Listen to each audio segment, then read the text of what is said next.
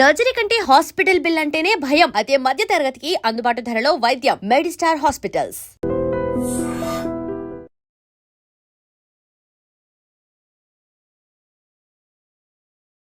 Recent టైమ్స్లో పేగు cancer అనేది కూడా బాగా వింటున్నాము.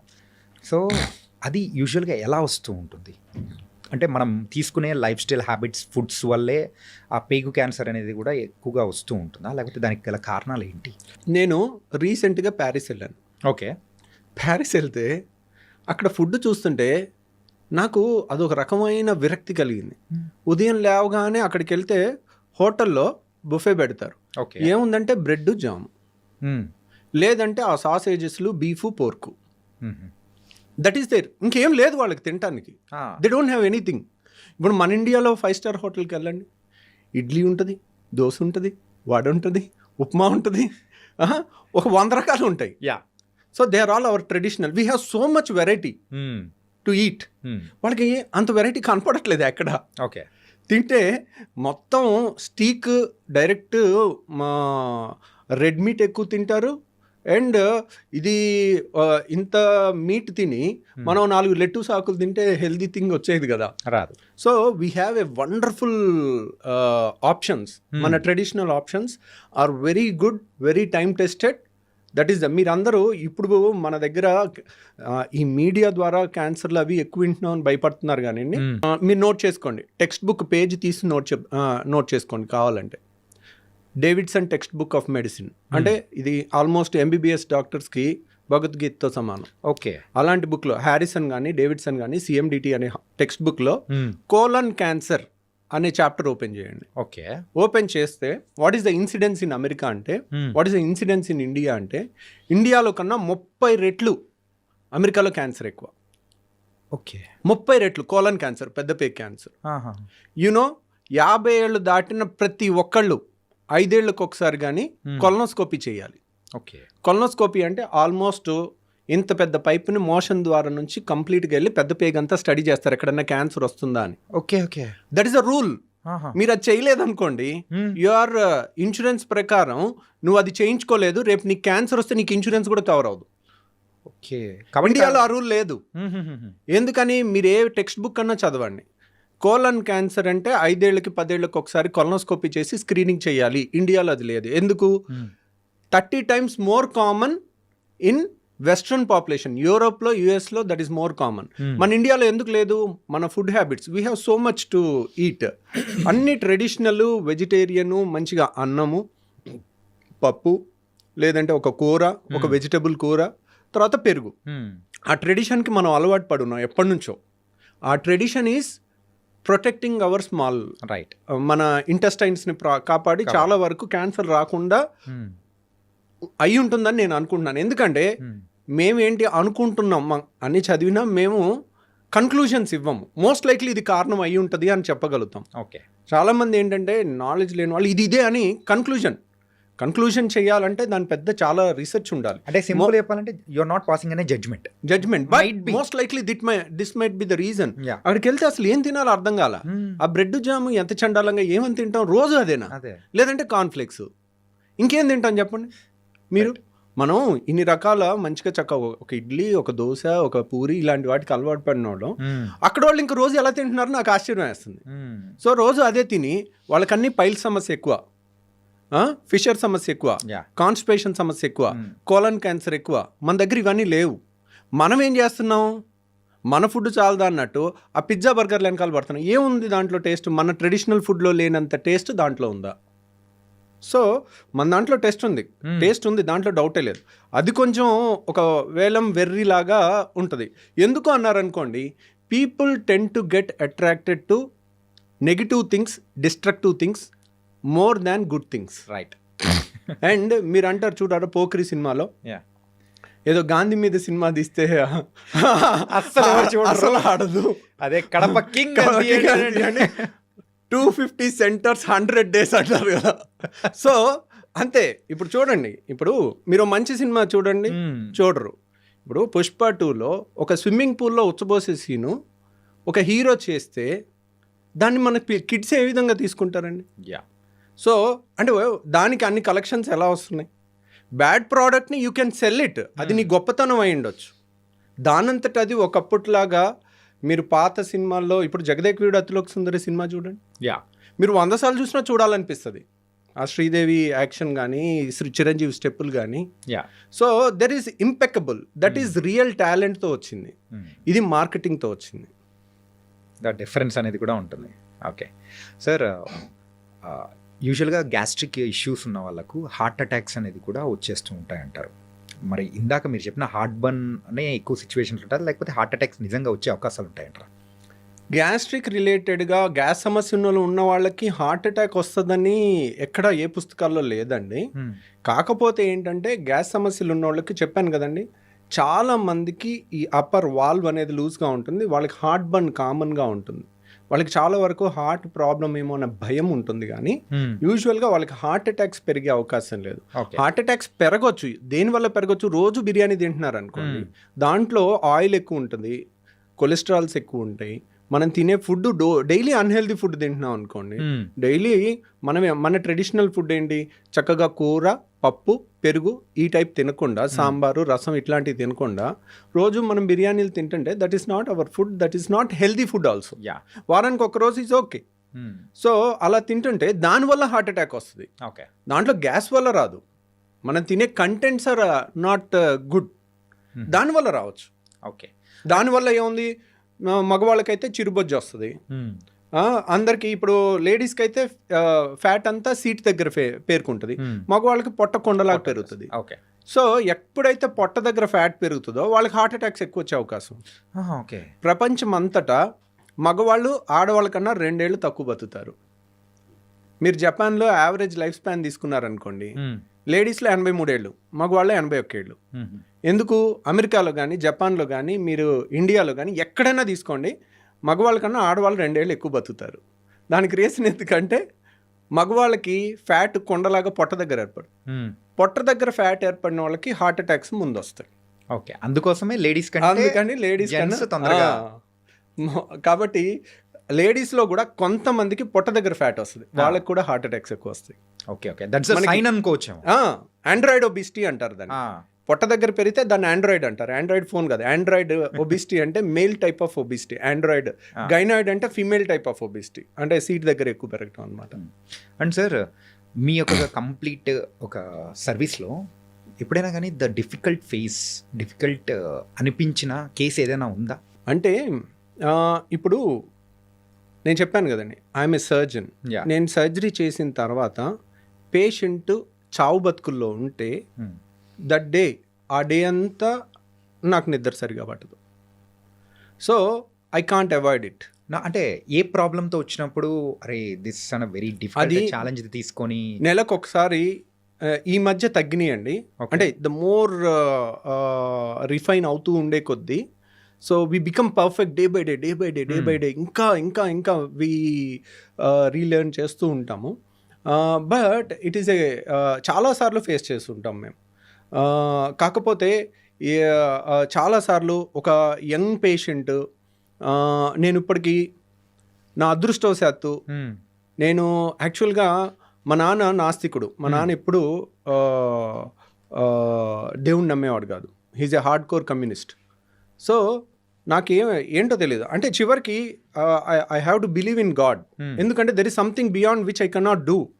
నేను అన్నీ చేస్తాను, అయినా పేషెంట్ బాగవుడు, చేయాల్సినవి అన్నీ. ఓకే, ఆ టైంలో కొంచెం లక్కో దైవబలమో ఏదో మనకు తెలియదు, అది మనం when we are exhausted with our intelligence. ఏదో ఒక గొప్ప వ్యక్తి చెప్పాడు, ఏమనంటే religion starts when the science ends. అంటే సైన్స్కి అంతం అయిపోయిన తర్వాత ఏం అర్థం కానప్పుడు అప్పుడు రిలీజియన్ స్టార్ట్ అవుతుందని, అప్పుడు దేవుణ్ణి మనం. సో ఆ దాంట్లో ఒక్కోసారి నేను ఒక యంగ్స్టర్ 19 ఏళ్ల కుర్రోడికి నేను ఒకసారి బేరియాట్రిక్ ఆపరేషన్ చేశాను. ఓకే, పాపం తనకి చాలా మేజర్ కాంప్లికేషన్ వచ్చి బాడీ అంతా, అంటే 1000 మందిలో ఒకళ్ళకి వచ్చే కాంప్లికేషన్ అది వచ్చేది. ఓకే, ఇది 10 ఏళ్ల కింద జరిగింది. మంగళగిరి కుర్రోడు అబ్బాయి శ్రీనివాస్ అని. సో తనకి ఆల్మోస్ట్ చావు బతుకుల దాకా వెళ్ళాడు. 1 నెల రోజు హాస్పిటల్లో ఉన్నాడు. 2 సర్జరీస్ మళ్ళీ చేస్తూ ఉంటే ఒక మూమెంట్లో అరే ఇంత చేసాం అయినా కానీ ఇంప్రూవ్ అవ్వట్లేదు. పాపం వీడు బతికితే బాగుండు, 19 ఏళ్ల కుర్రోడు చచ్చిపోబోతున్నాడు, చివరిగా ఇక స్వర్గం అంచుల దాకా వెళ్ళిపోతున్నాడు, ఇంకా బతకడేమో అని అనుకుని, సరే వీడు బతికితే నేను మంగళగిరి లక్ష్మీ నరసింహ గుడిలో 108 రౌండ్లు వేస్తానని మొక్కున్నా. ఏమైందో తెలీదు, వాడు బతికిపోయాడు. ఓకే. సో అన్నిసార్లు అలా జరగలే. నేను ఇప్పటి వరకు నా అదృష్టవశాత్తు నా కోసం, నా ఫ్యామిలీ కోసం ఏ రోజు కూడా నేను దేవుడి చుట్టూ రౌండ్లు వేయాల్సి రాలా. సో కానీ నేను ఇప్పటికీ ఒక 8 సార్లు పేషెంట్ల కోసం చేశాను. ఓకే. సో ఎందుకంటే వెన్ సైన్స్ ఎండ్స్, బుక్లో ఉన్న ప్రకారం అన్ని పర్ఫెక్ట్గా చేసినా కానీ కొంత లక్ అనేది మనకు రావాలి. ఆ పేషెంట్కి ఉండాలి, మనకి ఉండాలి. సో అలా ఇంకో పేషెంట్ ఇంత పెద్ద గర్భసంచిలో గడ్డ, పెళ్లిగానమ్మాయి, ఇంత పెద్ద గర్భసంచి గడ్డ, ఓకే, ఇక్కడ వరకు ఉంది. పెళ్లిగానమ్మాయికి ఇంతవరకు. ఒకసారి బయట ఆపరేషన్ చేసి పొట్ట కోసి ఓపెన్ చేశారు, చేసి దాన్ని తీయలేకపోయారు, మళ్ళీ క్లోజ్ చేశారు. ఓకే. చేసి మళ్ళీ రెండోసారి మా దగ్గరికి వచ్చి వస్తుంటే ఒకసారి ఒక డాక్టర్ ఓపెన్ చేసి క్లోజ్ చేశారంటే ఇట్స్ వెరీ డిఫికల్ట్ కేస్ అని. నేను పెళ్లిగానమ్మాయి, నేను సరే దాంట్లో ఫైబ్రాయిడ్ గడ్డలు ఇంత ఉన్నాయి, అవి ఒక్కటి తీసేస్తానమ్మా అని చెప్పాను. కానీ గర్భసంచి కూడా తీసేయాల్సి రావచ్చు, కానీ పెళ్లిగానమ్మాయి గర్భసంచి తీసేస్తే ఇంకేముంది, పిల్లలు పుట్టరు. సో నేను సరే ట్రై చేస్తాను కానీ గ్యారంటీ ఇవ్వలేనని చెప్పాను. సరే ఓకే చెప్పారు, ఓపెన్ చేశాము. ఇట్ వాజ్ ఒక సర్జన్ ఓపెన్ చేసి క్లోజ్ చేశాడంటే మనం అర్థం చేసుకోవచ్చు, లోపలికి వెళ్తే ఎంతెంత పంపుల్లాగా ఉన్నాయి అన్ని రక్తనాళాలు, ఎక్కడ ముట్టుకుంటే అక్కడ బ్లీడింగ్, ఎక్కడ ముట్టుకుంటే అక్కడ బ్లీడింగ్, పంపులు కొట్టినట్టు కొడతా ఉంది. ఒక టైంలో 25 ఏళ్ళ అమ్మాయి, 26 ఏళ్ళ అమ్మాయి మన కళ్ళ ముందు బ్లీడ్ అయి చచ్చిపోతూ ఉండి హెల్ప్లెస్గా ఉంటే అసలు ఎక్కడ ముట్టుకుంటే అక్కడ బ్లీడింగ్ అయిపోతూ ఉంది, నా అర్థం కాని పరిస్థితి. సో ఆ టైంలోనే పేషెంట్ బీపీ ఎక్కువ ఉంది, ఇంకెలాగా చచ్చిపోద్ది అని అనిపించింది. అంతా ప్రెషర్ పెట్టేసి మాప్స్ పెట్టి ప్రెషర్ పెట్టి ఆపుతా ఉన్నాం. ఆపి కొంతసేపు ప్రశాంతంగా ఉండి ఈ అమ్మాయి బతికితే చాలరా అని అప్పుడు కూడా అనుకున్నాను. ఎందుకంటే 25 ఏళ్ల పేషెంట్ టేబుల్ మీద చచ్చిపోతే దాన్ని తీసుకునే అంత గట్స్ ఎంత గొప్ప సర్జన్కైనా ఉండదు. రైట్. సో వాళ్ళు అన్నీ ఒప్పుకున్నప్పటికీ కూడా, వాళ్ళు ఒప్పుకుంటారు అమ్మా ఇది కష్టమైన ఆపరేషన్ అని మనం చెప్తాం, అయినా కానీ దాన్ని డైజెస్ట్ చేసుకోలేము. రైట్. వాళ్ళు ఏంటి ఆ 90%లోనే ఉంటామేమో అన్న ఆశతో వస్తారు, నమ్మకంతో వస్తారు. ఈ 10%లో ఉండంలే అనే అనుకుంటారు, మనం 10% రిస్క్ అని చెప్పినా కానీ. సో ఆ పేషెంట్ లక్కీగా కొంచెంసేపు ప్రశాంతంగా ఉండి బీపీ కొంచెం ఎక్కువ ఉన్న దాన్ని డౌన్ చేస్తే, డౌన్ చేసిన తర్వాత రక్తస్రావం కూడా కొంచెం తగ్గుద్ది. ఓకే. అప్పుడు ఎలాగో ఒకలాగా ఆ గడ్డ అంతా తీలేమేమో, అలా వదిలేసి రావాలేమో, ఆ బ్లీడింగ్ ఆగదేమో, ఎన్నో క్వశ్చన్స్ ఉన్నాయి. తర్వాత మళ్ళీ అందరం కలిసి దాన్ని తీసేసి సక్సెస్ఫుల్గా గర్భసంచి మొత్తం తీసేయాల్సి వచ్చింది, కానీ పేషెంట్ సేవ్ అయింది. ఓకే. సో అట్లా అంటే మీరు యూజువల్గా ఆ సైజ్ చెప్తూ ఉంటేనే ఇంత సైజ్, అది కూడా కడుపులో, దాని వీడియో కూడా ఉందండి నా దగ్గర. మై గాడ్, ఆ వీడియో కూడా ఉంది, మనం కావాలంటే అది చూపించవచ్చు. వద్దు సార్ ప్లీజ్. అంటే యాజ్ ఎ సర్జన్గా అండ్ మీకైతే ఆ గట్స్ ఉన్నాయేమో, కానీ యాజ్ ఎ నార్మల్ పర్సన్స్ లాగా we can't take it also. కొన్ని ఈవెన్ నార్మల్ పీపుల్ కూడా ఆ సర్జరీస్ చూడాలన్నా కానీ బ్లడ్ చూస్తేనే పడిపోతుంటారు సార్. ఇంకా సర్జరీస్లో మీరు చూపించారంటే లిటరల్లీ అంతే, నేను కూడా అయిపోతున్నామో సార్. అంటే అన్నిసార్లు అలా ఉండదండి. సర్జరీ లైక్ మంచి సర్జన్ ఆపరేట్ చేస్తుంటే ఇట్స్ లైక్ మంచి మ్యూజిక్ వింటున్నట్టు ఉంటుంది. అలా నేను గాల్ బ్లాడర్ ఆపరేషన్ 5 నిమిషాల్లో చేసిన వీడియో ఒకటి లైవ్ పెట్టాను మన ఛానల్లో, దాంట్లో చూడండి.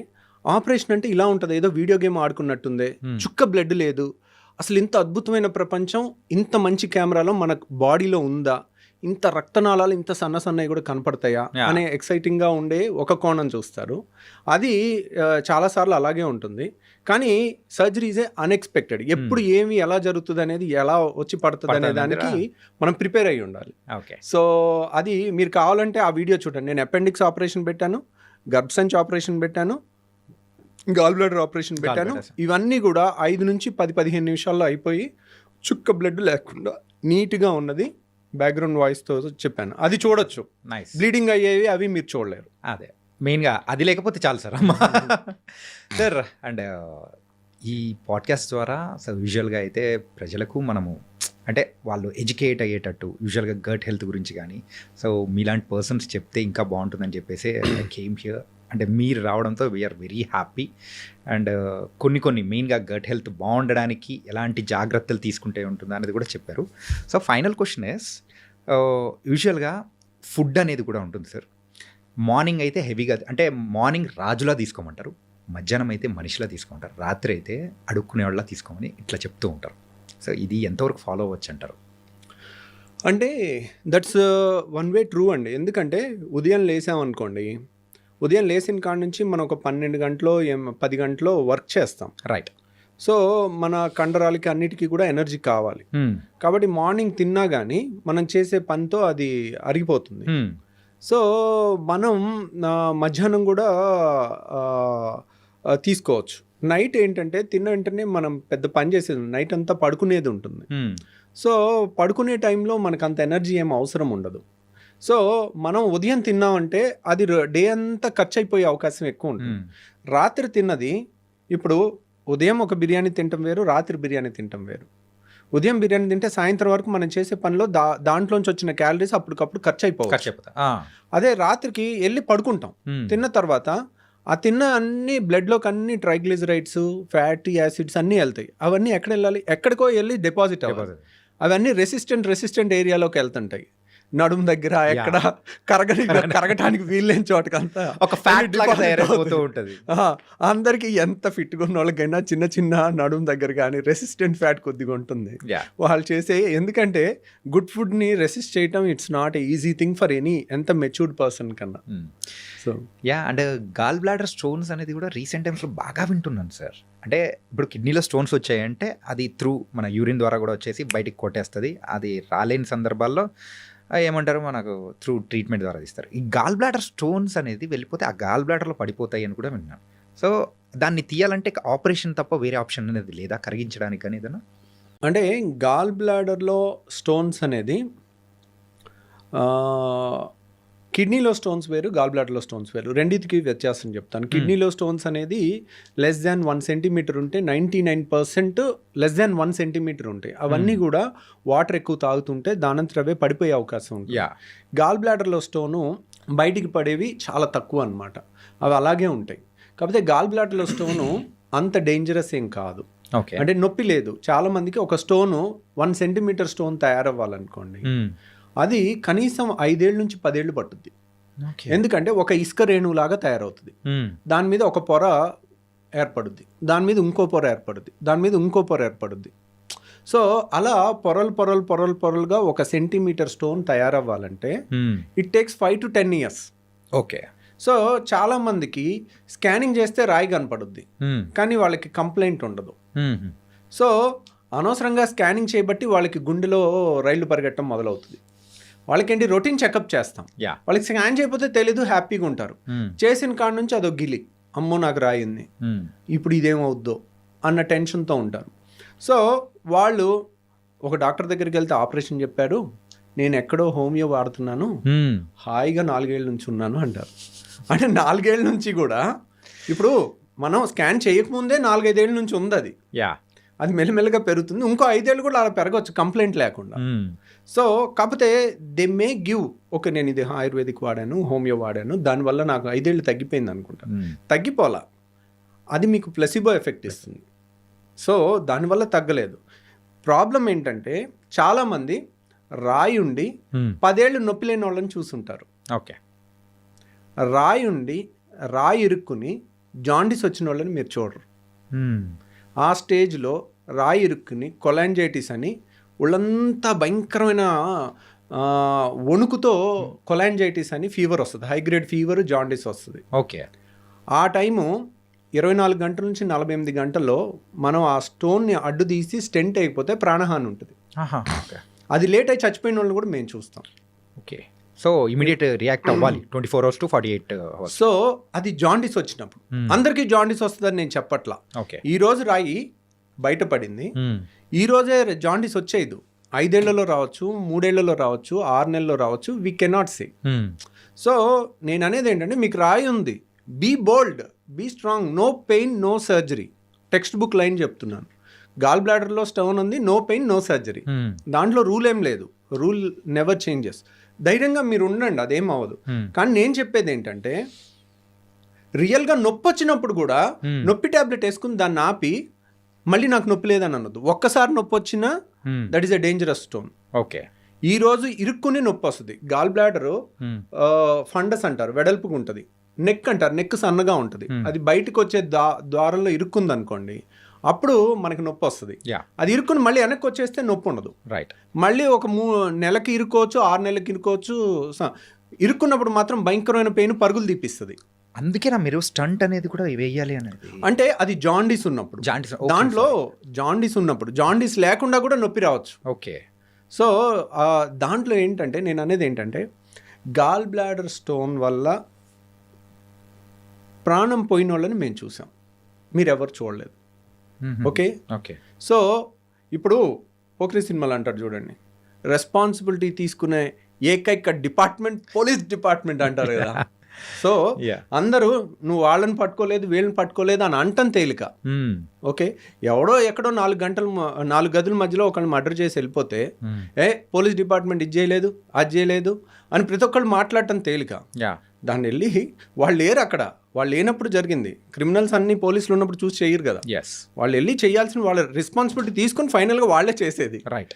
సో ఇక్కడ కూడా సమస్య వచ్చినప్పుడు, ప్రాణం మీదకి వచ్చినప్పుడు అప్పుడు వెళ్ళండి వేరే చోటకి, అప్పుడు ఉండండి ధైర్యంగా, వేరే ఆల్టర్నేట్ మెడిసిన్ వాడి.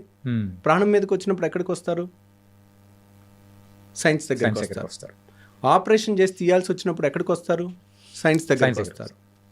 కానీ ఒక ఆపరేషన్ పొరపాటున ఎవరన్నా చెప్తే మేబీ 2 types ఆఫ్ డాక్టర్స్ ఉండొచ్చు. అనవసరంగా చాలామంది సర్జరీ చేయాలమ్మా అని చెప్తారు. ఎందుకు రీజన్ చెప్పరు. ఎందుకు రీజన్ చెప్తే పేషెంట్ ఓహో ఇది కదండి చేస్తాం. చాలామంది కొంతమంది డాక్టర్లు ఏంటంటే ఈరోజు రాయింది, ఈరోజు చెప్పేయాలి, వీళ్ళు చెప్పకపోతే ఇంకో చోటుకి వెళ్ళి ఇంకో దగ్గర చేయించేసుకుంటారేమో, మళ్ళీ మన దగ్గరికి రారేమో అన్న ఇన్సెక్యూరిటీ ఉంటుంది. అది ఉండకూడదు. దానివల్ల లేని భయాన్ని ఇచ్చి చెప్పేసేసరికి వాళ్ళు ఇంకా నెగిటివ్ అయిపోతారు. రైట్. అనవసరంగా చేసేస్తున్నారు. ఆ డాక్టర్ చెప్పాడు, నేను భయంతో వచ్చేసాను డాక్టర్ గారు, 4 ఏళ్ళు అయింది నాకు నొప్పి లేదంటారు. So no pain no surgery. మనం టెక్స్ట్ బుక్లో ఉన్న రూల్ చెప్పాలి. At the same time jaundice ఉంటే లైఫ్ రిస్క్ ఉంటుంది, వెంటనే రావాలి. నొప్పి ఉంటే లైఫ్ రిస్క్ ఉంటుంది, వెంటనే రావాలి. సో ఆ క్లాస్ కూడా తెలుసుకున్నారనుకోండి, ఓహో నొప్పి ఉంటే నేను రావాలి. అండ్ ఇంకో బ్యూటిఫుల్ థింగ్ ఏంటంటే గాల్ బ్లాడర్లో చాలా మందికి తెలియంది ఫ్యాటీ డిస్పెప్సియా అంటారు. వాడు మా ఫ్రెండ్ ఉండేవాడు, నా రూమ్మేట్. 6 ఏళ్ళు MBBS ఒకే రూము అలా ఉండేవాళ్ళం. వాడు మొన్న మా ఫ్రెండ్స్ US నుంచి వస్తే అందరం కలిసి వాళ్ళు బిర్యానీ తిన్నారు హైదరాబాద్లో. ఓకే. తింటుంటే వీడు ఏంటోరా బిర్యానీ తినలేకపోయాడు ఈరోజు, బిర్యానీ తినాలంటే ఇబ్బంది పడుతున్నాడు అని మిగిలిన ఫ్రెండ్స్ నాకు చెప్పారు. సో అప్పుడు అలగలే మాకు. తర్వాత 3 నెలల తర్వాత ఎప్పుడు ఆయిల్ ఫుడ్ తిన్న ప్రతిసారి కడుపులో ఇబ్బంది అవుతుంది వాళ్ళకి. దాన్ని ఫ్యాటీ డిస్పెప్సియా అంటారు. ఫ్యాటీ ఫుడ్ తీసుకుంటే వాళ్ళకి గాల్ బ్లాడర్ మూసుకుంటే ఆ స్టోన్ వచ్చి నెక్లో ఇరుక్కుని నొప్పి వస్తుంది. ఆయిలీ ఫుడ్ తినలేరు వాళ్ళు. గాల్ బ్లాడర్లో స్టోన్స్ ఉన్న వాళ్ళకి బెస్ట్ టెస్ట్ ఏంటి, ఆపరేషన్ చెయ్యాలా వద్దా స్కానింగ్ కాదు, బెస్ట్ టెస్ట్ వారానికి 1 రోజు మంచిగా దట్టంగా నూనె ఉన్న ఫుడ్ 2 ముద్దలు తినండి చాలు. వాళ్ళకి కడుపులో ఏదో ఇబ్బంది అనిపిస్తుంది.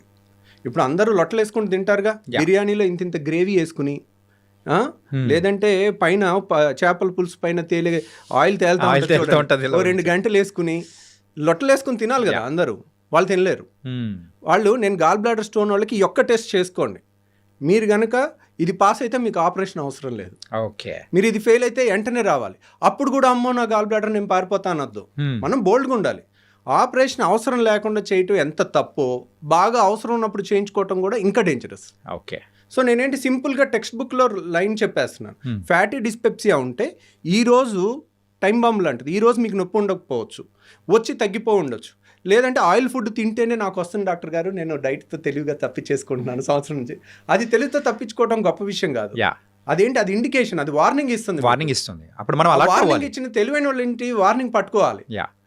ఎందుకు మీరు ఆ తెలివైన వాళ్ళు ఇప్పుడు వాళ్ళకి హాలిడేస్ ఉండొచ్చు, దసరా హాలిడేస్, సంక్రాంతి హాలిడేస్, లేదా వీకెండ్ హాలిడేనో 1 డే 5 నిమిషాలు ఆపరేషన్. ఎర్లీ స్టేజ్లో వస్తే 5 నిమిషాలు అయిపోద్ది. ఓకే. అదే బాగా నొప్పి వచ్చి మందులు వాడి మళ్ళీ తగ్గించుకుని ఒక 6 నెలలు సంవత్సరం పోస్ట్పోన్ చేయొచ్చు. ఏ గాల్ బ్లాడర్ స్టోన్స్ నన్ను మనం పోస్ట్పోన్ చేయొచ్చు సర్జరీని.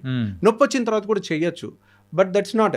ఎందుకు అలా పోస్ట్పోన్ చేసి నొప్పి వచ్చినప్పుడల్లా నొప్పి మెడిసిన్ ఇచ్చి యాంటీబయాటిక్స్ ఇచ్చి దాన్ని తగ్గించి సంవత్సరం తర్వాత ఆపరేషన్ చేసేటప్పుడు నేను కావాలంటే ఆ వీడియో చూపిస్తాను.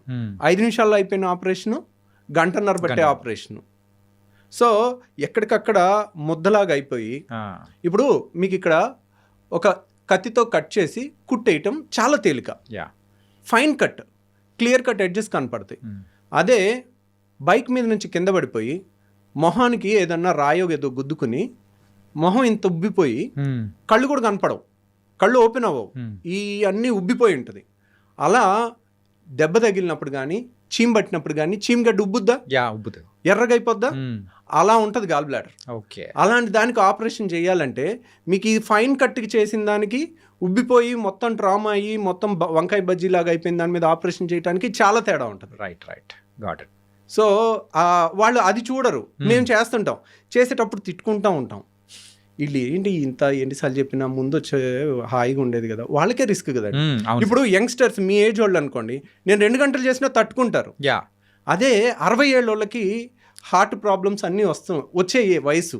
మీ వయసుకి మీకు రిజర్వ్ కెపాసిటీస్ ఎక్కువ ఉంటాయి. అదే 60 ఏళ్ల వయసు వాళ్ళు 2 గంటలు ఆపరేషన్ చేసేటప్పుడు ఏదన్నా హార్ట్ బీట్ అప్ డౌన్ అయ్యి ప్రాణాలకి రిస్క్ ఉంటుంది. అంత రిస్క్ ఏముంది, 5 నిమిషాలు దానికి భయపడితే. మీరు కావాలంటే భయపడేది ఉంటే నాది 5 నిమిషాల వీడియో చూడండి, లైవ్ వీడియో. 5 నిమిషాల్లో నేను ఫినిష్ చేసేసింది. సో 5 నిమిషాలు అయిపోయి 3 గంటల్లో లేచి నడిచి మరుసటి రోజు వెళ్ళిపోతే వై నాట్? అంతే కదా. సో అర్లీగా మనం చేసుకుంటే కూల్ అయిపోతుంది అన్నమాట. ఇంకొక పైత్యం ఉంది. ఇప్పుడు మొన్న ఒక కప్పులు లండన్ నుంచి వచ్చి చైనా వెళ్ళి గాల్ బ్లాడర్లో స్టోన్కి ప్రపంచం మొత్తం గాల్ బ్లాడర్ తీసేస్తున్నారు. నేను చైనా వెళ్ళి ఎక్కడ లేని టెక్నాలజీ రాయి ఒక్కటి తీయించుకొచ్చాను, గాల్ బ్లాడర్ తీయించుకురాలేదు. దాన్ని లైవ్ ఇవో లోపలికి వెళ్తున్నాం, లోపలికి వెళ్ళేటప్పుడు ఫీలింగ్స్, బయటకు వస్తున్నాం ఆ టైంలో ఫీలింగ్స్. సార్ దానికి మిలియన్స్ ఆఫ్ వ్యూస్. సార్ అదేమన్నా హోమ్ టూరా సార్? సో ఆపరేషన్ కానీ యునో ఆ ఒక్క వీడియో చూసి వచ్చి మమ్మల్ని, ఏం డాక్టర్ గారు ఈ టెక్నాలజీ మీకు రాలేదా? సో ఫస్ట్ ఆఫ్ ఆల్ మనం చేస్తుందే తప్పు. ఓకే, సో ఇప్పుడు అది రాలేదు, అది కదండి. గాల్ బ్లాడర్ తీసిన వాళ్ళు గాల్ బ్లాడర్లో స్టోన్ తీయలేరా? సో గాల్ బ్లాడర్లో స్టోన్ తీయటం అది పెద్ద గొప్ప విషయం కాదు, కానీ that is not right thing to do. ఏ టెక్స్ట్ బుక్లో గాల్ బ్లాడర్లో స్టోన్ తీయమని లేదు. సో కాబట్టి నేను అలాంటివి సరే తీసామని అనుకోండి, రేపొద్దున్న ఈరోజు ఒక స్టోన్ తీసాం, గాల్ బ్లాడర్లో స్టోన్ వచ్చిందంటే ఏంటి, దానికి స్టోన్ వచ్చే తత్వం ఉన్నట్టు. ఇప్పుడు ఒక ఆపరేషన్ చేసి తీస్తాం, 5 ఏళ్ళు ఆగి మళ్ళీ స్టోన్ వస్తుంది, మళ్ళీ ఆపరేషన్ చేయించుకున్న అదే రిస్క్గా. యాక్చువల్గా ఆపరేషన్లో రిస్క్ గాల్ బ్లాడర్లో లేదు, గాల్ బ్లాడర్ తీసే దాంట్లో లేదు, అది 5 నిమిషాల ఆపరేషన్. రిస్క్ ఎక్కడుంది? మత్తు, వీటన్నిటిలో కూడా రిస్క్ అనేది కూడా ఉంది, రిస్క్ ఉంటుంది. సో ప్రతిసారి ఆపరేషన్ చేయించుకోవటం అనేది it's not a good thing. కానీ ఇప్పుడే చెప్తున్నా, సైన్స్ ప్రకారం ఒక 100 ఏళ్ల రీసెర్చ్కి ఎగెన్స్ట్కి వెళ్ళాలని అనుకోవటం అన్నిసార్లు ఉత్తమం కాదు. దాంట్లో ఒకసారి నువ్వు బయటపడవచ్చు, 1 వేలో ఎదురెళ్ళకూడదు అన్నారు, ట్రాఫిక్ లేదు, నేను 1 వేలో ఎదురెళ్ళాను, 60 స్పీడ్తో వెళ్ళొచ్చాను, నేను గొప్ప అనుకోవటం కాదు. That is wrong thing. Right. మీకు కావాలనుకోండి, మీకు ఆ రాయి ఒక్కటే తీయాలనుకుంటే అది నేను తీసి పెడతాను, కానీ నేను చెప్పటం నా duty. This is not the right thing అండి అని. సో ఇన్స్పైట్ ఆఫ్ దట్ వాళ్ళు అడిగారు అనుకోండి, సో ఓకే చేసి పెడదాం, ఏముంది దాంట్లో. ఇప్పుడు కానీ మళ్ళీ వచ్చే అవకాశాలు అనేది కూడా మళ్ళీ వచ్చే అవకాశం ఉంటుంది, రిస్క్ కూడా ఎక్కువ ఉంటుంది. ఎందుకంటే గాల్ బ్లాడర్ గోడ అనేది పేపర్ కన్నా పలుచుకుంటుంది. ఓకే. సో గాల్ బ్లాడర్లో స్టోన్ వస్తే గాల్ బ్లాడర్ మొత్తం తీసేస్తాం, అది స్టాండర్డ్ టెక్స్ట్ బుక్ ట్రీట్మెంట్. కిడ్నీలో స్టోన్ వస్తే కిడ్నీ తీసేస్తారు ఎవరైనా? తీయరు కదా. మరి కిడ్నీ ఎందుకు తీయట్లేదు ఏ డాక్టరు? స్టోన్ ఒకటి, కిడ్నీ ముఖ్యమైన అవయవం కాబట్టి. సో 600 అయినా రాయ తీస్తాం. సో గాల్ బ్లాడర్ వాలే పల్చగా ఉంటుంది పేపర్ అంతా, దాన్ని కట్ చేసి దాన్ని కుట్టిన తర్వాత ఒక్కోసారి అక్కడ నుంచి పసర్ లీక్ అయింది అనుకోండి, సెప్టిక్ అయి ప్రాణహాని కూడా ఉంటుంది. సో అది రాకుండా కూడా జాగ్రత్త తీసుకుని చెయ్యొచ్చు. కానీ గాల్ బ్లాడర్ ఆపరేషన్ ఉదయం చేస్తే సాయంత్రం ఇంటికి పంపించేస్తాం. అలా చేసిన వాళ్ళకి ఒక ట్యూబ్ పెట్టాలి. సో వాళ్ళకి ఇంకా కంబర్సం ఉంటుంది, అది వాళ్ళకి తెలియదు కదా. కాకపోతే వాళ్ళకేంటి, వాళ్ళకి ఒకే ఎమోషన్, నా అవయవం తీయలేదు అనే ఎమోషన్ ఉంటుంది. కానీ అది అన్నిసార్లు అదేం పెద్ద ఇంపార్టెంట్గా అవయవం కాదు. కానీ కొంతమంది అడిగారు అనుకోండి, that is not a conventional treatment, మీకు అది కావాలంటే అది చేస్తాం. యా, సో అది చేయలేని వాళ్ళు ఇండియాలో లేకపోవటం అనేదే లేదు. It's depends on the persons. కానీ పేషెంట్ ఖర్చు ఇప్పటికీ చెప్తున్నాను వినండి, మీకు ఎవరికన్నా ఓన్లీ రాయి తీయాలన్నా కానీ we don't recommend it, but that's not a great thing to achieve. అది ఎక్కడా లేని ట్రీట్మెంట్ ఓన్లీ చైనాలో ఉందని అనుకోవటం తప్పు. ఓకే, మీకు కావాలంటే ఆ వీడియో నేను కూడా చేసి పెట్టి పంపిస్తాను. It was very nice talking to you sir. Really bold అయిన విషయాలు అనేది కూడా తెలుసుకున్నాను. కాకపోతే మీతో మాట్లాడుతూ ఉంటే ఇంకా సరిపోలేదు, ఇన్కంప్లీట్ అన్నట్టు కూడా అర్థమవుతుంది. అండ్ ఈ సెషన్లో మాత్రం చాలా వాల్యుబుల్ సజెషన్స్ కానీ and how you started your journey in the gastroenterology and బెరిటాలజీలో కూడా చాలా చక్కగా చెప్పారు. Really thank you so much for coming here and మీ టైం అనేది కూడా ఇచ్చినందుకు. Thank you very much.